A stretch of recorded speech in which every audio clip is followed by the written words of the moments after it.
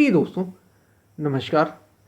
जहाँ ले चलोगे भगवन वहीं मैं चलूँगा।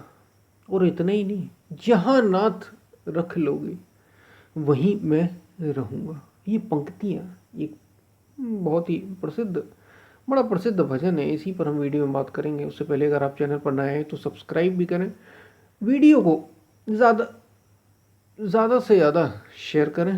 पूरा सुनेंगे तो आप इसका अधिक से अधिक लाभ उठा पाएंगे, ले पाएंगे आप। हम चलते हैं अपने वीडियो की तरफ। जहाँ ले चलोगे भगवन वहीं मैं चलूँगा। ये ये बड़ा बड़ा सुंदर सा भजन है और बड़ी गहरी बात है। ये समर्पण की बात है, ये ऐसी नहीं आ जाती है। भजन की पंक्तियाँ तो सभी गा लेते हैं, बड़ी ज़रूरी भी है ताकि ये बात तो भीतर जाए। समझिए, जरा सुनिए आप, ये पंक्तियां क्या है। जहां ले चलोगे भगवन वहीं मैं चलूंगा, यानी जहां तुम ले जाओगे।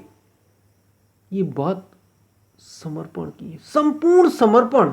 जैसा अष्टावक्र जनक को करने के लिए कहते हैं कि तुम अपना मन समर्पित कर दो जनक, तो मैं तुम्हें सत्य दिखा दूं, सत्य बता दूं तुम्हें। तुम्हारा मन समर्पित होना चाहिए, तन समर्पित, मन समर्पित। तो जिसे लखा नहीं जा सकता, जो मन और बुद्धि से परे की बात है, वो तुम्हें समझाई जा सकती है। जहां ले चलोगे भगवन वहीं मैं चलूंगा, मैं तैयार हूं। यहां बात शरीर से कहीं आने जाने की नहीं है, समझ रहे हैं आप। शरीर से आना जाना क्या, शरीर से तो आप जंगल चले जाएं, एक शहर से दूसरे शहर चले जाएं, परिवर्तन क्या होगा? जगह का, लोगों का, वातावरण का जो बाहरी होगा, ये भी सहायक है साधना में। लेकिन दरअसल बात वहां ले जाने की नहीं है, बात है मन और बुद्धि से परे ले जाने की, कि तुम्हें मन बुद्धि से परे ले जाना है। एक साधक कह रहा है कि मैं तैयार हूं, मैंने आपको मन समर्पित कर दिया, हे प्रभु तुम जो दिशा दोगे। ये समर्पित शिष्य या साधक की निशानी, कि जो अपने गुरु के प्रति, परमात्मा के प्रति समर्पित है, उस अस्तित्व के प्रति समर्पित है। पहले बाहरी जो सच्चे गुरु हैं उनके प्रति ही समर्पित हुआ जाता है। जब भीतर से वास्तविक गुरु समझाने लगे, बोलने लग जाए, तो फिर उसकी ही सुनी जाती है। जो वो कह दे बस वो करना ही करना है, वही अटल सत्य है। वो जहां कहे वहां चलना है। कहने का मतलब उसके अनुसार चलना है, उसके संकेतों पर चलना है। उसी की बात है, जहां ले चलोगे भगवन वहीं मैं चलूंगा। बात ये नहीं है कि आप बाहर कहीं जा रहे हैं, बात है कि भीतर जो संकेत आ रहे हैं। अगर कहा जा रहा है कि इस समय सावधान रहो, इस समय साधना में बैठो, ऐसे संकेत आते हैं, महापुरुषों ने अनुभव किया,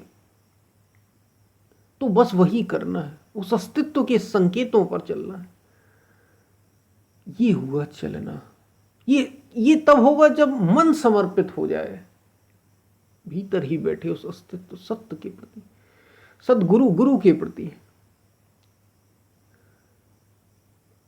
और जहां नाथ रख लोगे वहीं मैं रहूंगा। तुम जहां ले चलोगे भगवान वहीं मैं चल। तुम जहां रख लोगे, तुम जिस विधि से रखोगे, चाहे सुख में रखो, चाहे दुख में रखो, चाहे मान दो, चाहे अपमान दो, चाहे अच्छा मिले खाने या बुरा मिले खाने, सब समर्पित हो गया, पूर्ण समर्पण ही हो गया जब उसके प्रति। तो बाहर जैसी भी परिस्थिति आए, हम तैयार हैं, हम तो समर्पित हैं तेरे प्रति, तेरे पथ पर चलने के लिए। एकमात्र तू ही सहारा, सत्य ही सहारा है। फिर देखो कैसा अद्भुत घटित होता है, जीवन ही बदल जाता है। ये जीवन बदलने वाली बात है जब पूर्ण समर्पण हो जाता है उस सत्य अस्तित्व के प्रति। सजग हो जाते हैं आप इतने उसके प्रति, हर एक उसके संकेत आपको समझ में आने लगते हैं।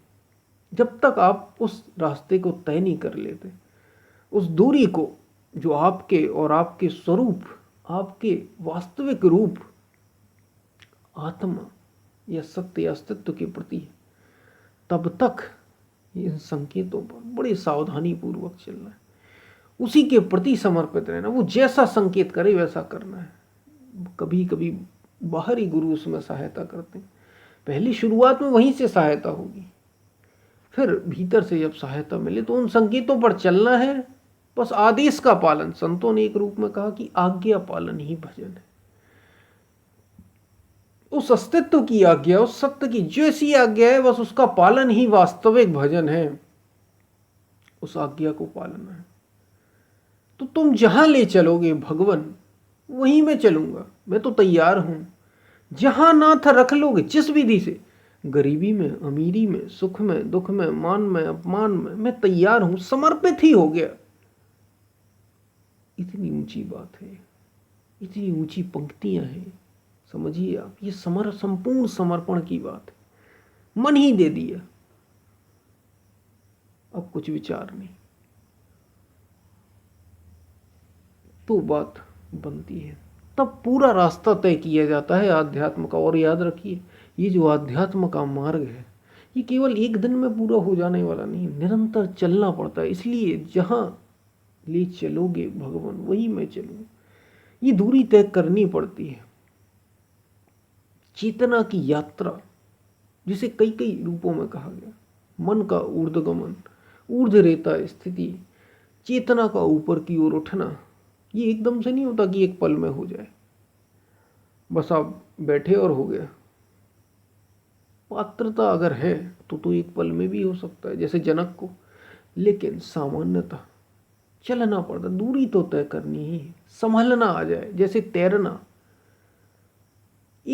एक ही पल में नहीं होता है, तैरना सीखा जाता है, अभ्यास किया जाता है। ऐसे ही आध्यात्म में अभ्यास किया जाता है।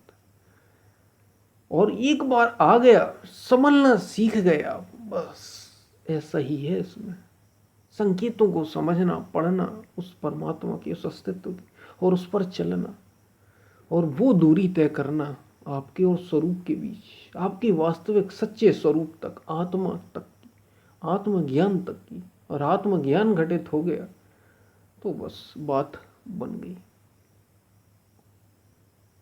तो वही ये बात की जा रही है कि जहां ले चलोगे भगवान, वहीं मैं चलूंगा। और इतना ही नहीं, जहां नाथ रख लोगे वहीं मैं रहूंगा। सारी पंक्तियां और भी जितनी हैं, वे सब इसी ओर इशारा कर रही हैं। ये संपूर्ण समर्पण की बात है। अपना मिट, याद रखिए, शीश दिए जो गुरु मिले तो भी सस्ता जान। यह तन विस्की बेलेरी, गुरु अमृत की खान। गुरु तो अमृत की खान है। और शीश दिए का मतलब ये नहीं कि अपना सिर काट देना। शीश देने का मतलब अपने अहंकार को मिटा देना, मन की बकबक सामने आए उसे हटा देना। केवल गुरु की सुननी है। पहले वो बाहर सदगुरु के रूप में हो सकती, फिर जो सच्चा गुरु आपके ही भीतर बैठा, उसकी सुननी, तो मिलेगा वो जो आप खोज रहे थे, जिसके बाद फिर और कुछ खोजना शेष नहीं रह जाता।